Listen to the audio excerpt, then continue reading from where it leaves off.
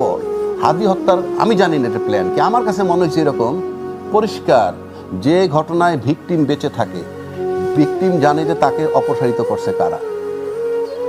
আপনার হাতটা আমি কেটে ফেললাম, আপনি নিজের চোখে দেখলেন, আপনি মরেন নাই, আপনি কোর্টে গিয়ে বারবার বলবেন আমার হাতে কোপ দিছে রাজ্জাকি সাহেব।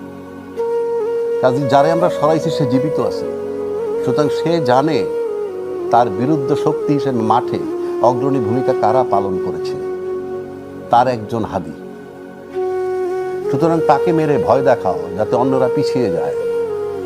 কিন্তু দেখানো ছিল আমার ধারণা, বলছি মানে অন্যরা যাতে দমে যায়, কিন্তু পার্শ্ব প্রতিক্রিয়া যে এরকম হবে যে সিইসি বলছে এটা একটা বিচ্ছিন্ন ঘটনা, আর সিঙ্গাপুরের ডাক পররাষ্ট্রমন্ত্রী টেলিফোন কইরা আমার দেশের সরকার প্রধানরে বলে ওনার এই এই অবস্থা।